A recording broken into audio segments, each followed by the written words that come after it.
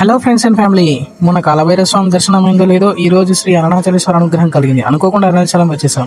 తిరువన్నామలలో ఉన్న ఈ లింగాన్ని పంచభూతాలలో ఒకటైన అగ్ని స్వరూపంగా భావిస్తారు. అందుకే దీనిని అగ్నిలింగంగా పిలుస్తారు. ఇక్కడ కొలువైన కొండను సాక్షాత్తు శివరూపంగా భావిస్తారు. అందుకే కొండ చుట్టూ 14 కిలోమీటర్ల మేర పాదాలతో ప్రదక్షిణ చేస్తారు.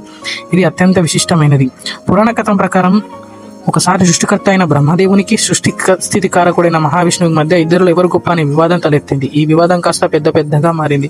వారి అహంకారాన్ని అంచడానికి మరియు లోక కళ్యాణం కోసం పరమశివుడు ఒక అంతులేని మహాజ్యోతి స్తంభంగా వారిద్దరి మధ్య ప్రత్యక్షమై అప్పుడు ఆకాశవాణి, మీరిద్దరు ఎవరైతే ఈ జ్యోతిస్తంభం యొక్క ఆది అంతాన్ని కనుగొంటారో వారే మీలో గొప్పవారంటారు. అప్పుడు మహావిష్ణువు వారాహ రూపం దాల్చి జ్యోతిస్తంభం యొక్క అడుగు భాగాన్ని కనుగొనడానికి భూమిని తవ్వుకుంటూ కిందికి వెళ్ళాడు. ఎంత దూరం వెళ్ళినా అంత జిక్కకు ఒక అనంత తత్వాన్ని గ్రహించి తన ఓటమిని అంగీకరిస్తాడు, తిరిగి వస్తాడు. అదే బ్రహ్మదేవుడు హంసరూపం ధరించి స్తంభం యొక్క పైభాగాన్ని కనుగొనడానికి పైకి ఎగురుతాడు. ఎంత వెతికినా అంత దొరకదు. కానీ పైనుంచి కిందకు పడుతున్న ఒక మొగలు పువ్వును చూసి బ్రహ్మ చూసి ఎక్కడి నుండి వస్తున్నావు అని అడగగా తాను శివుని తలపై నుంచి కొన్ని యుగాలుగా కిందికి రాలుతున్నానని చెప్పింది. దానికి శివుడు శిరస్సు చూశాడని దానికి ఈ మొగల్ పువ్వుతోనే సాక్ష్యం చెప్పమని కోరాడు. బ్రహ్మ తిరిగి వచ్చి తాను జ్యోతి అంతాన్ని చూశానని అబద్ధం చెప్పాడు. మొగలు పోతే అబద్ధ సాక్ష్యం చెప్పించాడు. అంతర్యామైన శివుడు ఆగ్రహించి జ్యోతి స్తంభం నుంచి ప్రత్యక్షమయ్యాడు. అబద్ధం చెప్పినందుకు బ్రహ్మకు ఈ భూలోకంలో ఎక్కడ పూజలు ఉండవని శపించాడు. అబద్ధపు సాక్ష్యం చెప్పినందుకు మొగలి పువ్వును శివ పూజకు పనికిరాకుండా వెలివేశాడు.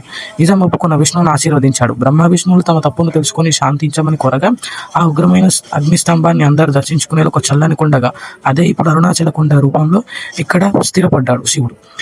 ఇదే కాకుండా ఇంకొక కథనం కూడా ఉంది, ఇంకో వీడియోలో చెప్తాను. లైక్ అండ్ ఫాలో చేయండి. ఫస్ట్ ఈయన చెప్పినా కానీ